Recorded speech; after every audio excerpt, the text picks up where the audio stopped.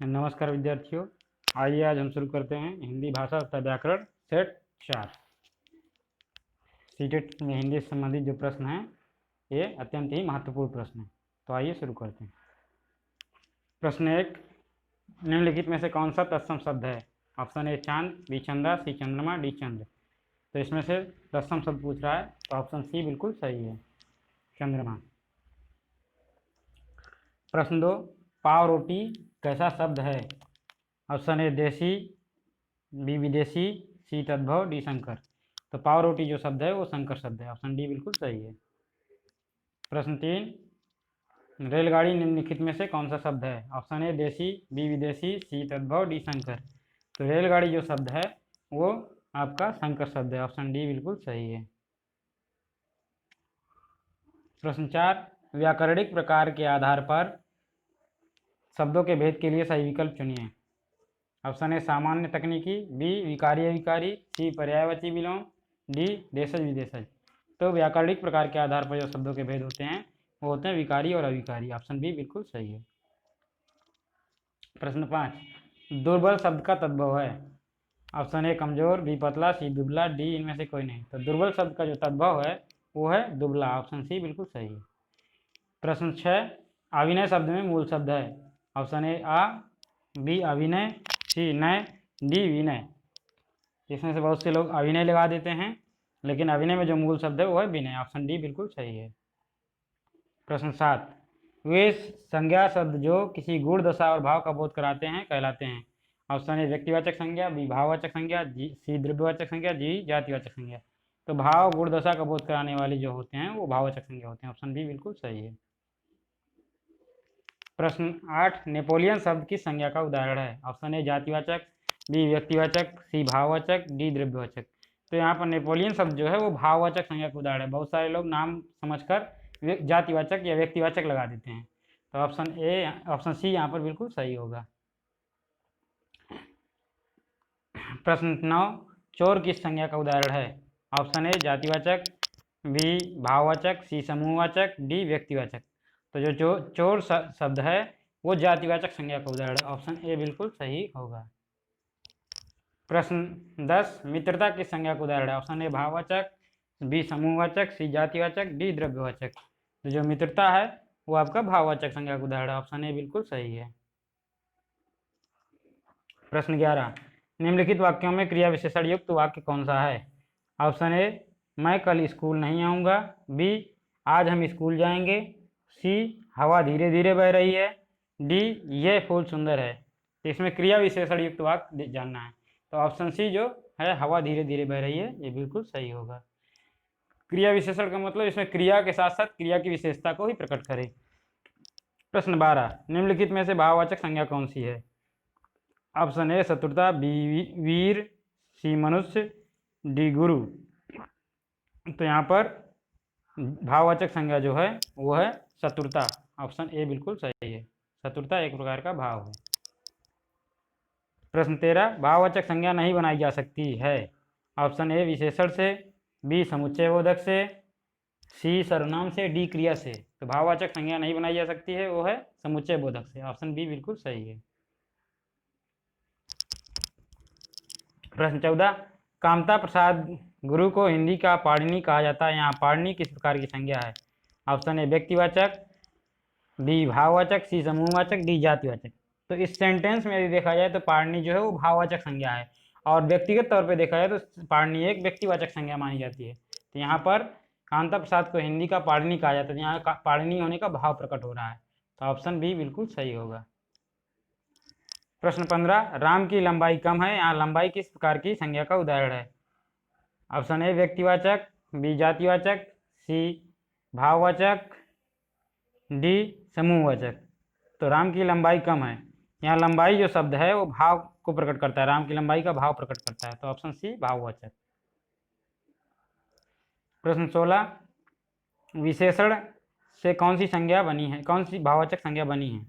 Option A स्वास्थ्य, B अपनत्व, सी मनुष्य, डी विद्वत्व। तो यहाँ पर भाववाचक संज्ञा बनी है पूछ रहा है, तो स्वास्थ्य एक प्रकार का भाव है, यहाँ विशेषण से स्वस्थ रहना एक प्रकार की विशेषता है, स्वस्थ से विशेषण से स्वास्थ्य संज्ञा बनी है, तो ऑप्शन ए बिल्कुल सही होगा।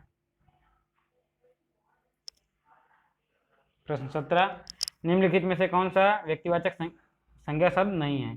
Option A Patna, B Ramayan, C औरत, डी गंगा। तो यहाँ पर जो औरत है वो व्यक्तिवाचक संज्ञा नहीं है, क्योंकि औरत तो एक जातिवाचक संज्ञा है। ऑप्शन सी बिल्कुल सही होगा।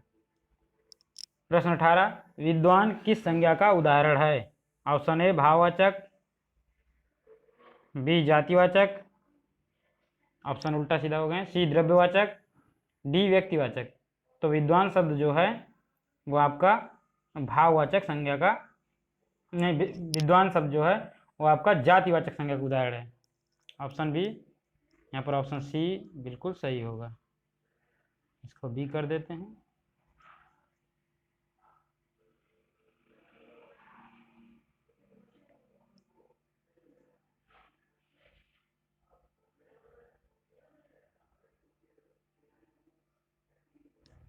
प्रश्न 19, क्रियाओं से भाववाचक संज्ञाएं बनाई जाती हैं। ऑप्शन ए शीघ्र, बी उचित, सी तीव्रता, डी जागना।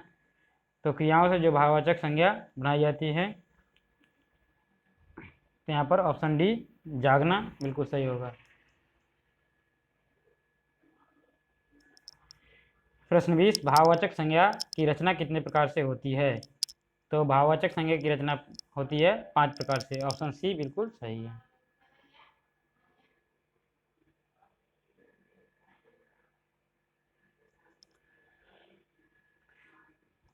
जातिवाचक संज्ञा से बनने वाली भाववाचक संज्ञा है। ऑप्शन ए लड़कपन, बी गर्मी, सी पढ़ाई, डी निजत्व। तो जातिवाचक संज्ञा से बनने वाली जो भाववाचक संज्ञा है वो है लड़कपन। लड़का एक प्रकार की जाति है, उससे शब्द बना है लड़कपन। तो ऑप्शन ए बिल्कुल सही होगा। प्रश्न 22, वह यह आदि सर्वनाम के उदाहरण हैं। ऑप्शन ए निजवाचक, बी निश्चयवाचक, सी अनिश्चयवाचक, डी संबंधवाचक। तो वह यह जो आदि हैं वो निश्चयवाचक सर्वनाम के उदाहरण है। जैसे निश्चितता का भाव कराते हैं वो निश्चयवाचक होते हैं। तो ऑप्शन बी बिल्कुल सही है। प्रश्न 23, लड़के का रंग गोरा है, इसमें से ... विशेषण का प्रयोग हुआ है। ऑप्शन ए परिमाणवाचक, बी गुणवाचक, सी संख्यावाचक, डी सार्वनामिक।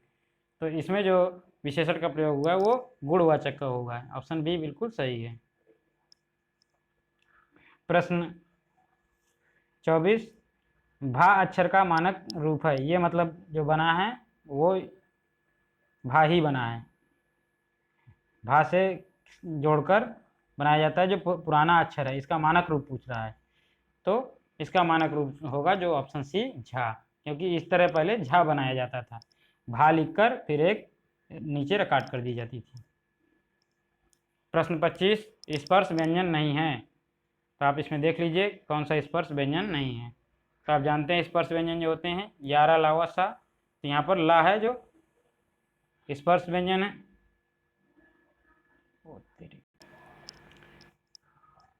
यहाँ पर पूछ रहा है कौन सा स्पर्श व्यंजन नहीं है। तो जो आपका यारा, लावा, सा होते हैं वो अंतस्थ व्यंजन होते हैं। तो ऑप्शन डी ये बिल्कुल सही होगा। ये स्पर्श व्यंजन नहीं है, अंतस्थ व्यंजन है। प्रश्न 26, अर्थ के आधार पर शब्दों का प्रकार है। ऑप्शन ए रूढ़, बी यौगिक, सी सार्थक, डी तत्सम। तो अर्थ के आधार पर यदि हम शब्दों की बात करें तो ऑप्शन सी सार्थक बिल्कुल सही होगा। सार्थक और निरर्थक 2 प्रकार के होते हैं। इसके बाद प्रश्न 27, क्रिया विशेषण संबंध बोधक, समुच्चय बोधक आदि शब्द कहलाते हैं। ऑप्शन ए विकारी, सी अविकारी, डी सी तत्सम, डी योग रूढ़। तो संबंध क्रिया विशेषण संबंध बोधक समुच्चय बोधक जो शब्द कहलाते हैं वो अविकारी कहलाते हैं। ऑप्शन बी बिल्कुल सही है। प्रश्न 28, संप्रदान कारक से संबंधित उत्तम पुरुष का एक वचन है। ऑप्शन ए मुझको, बी हमको, सी तुझको, डी उसको। तो संप्रदान कारक से संबंधित जो उत्तम पुरुष है उसका एक वचन पूछ रहा है। तो ऑप्शन ए बिल्कुल सही है, मुझको।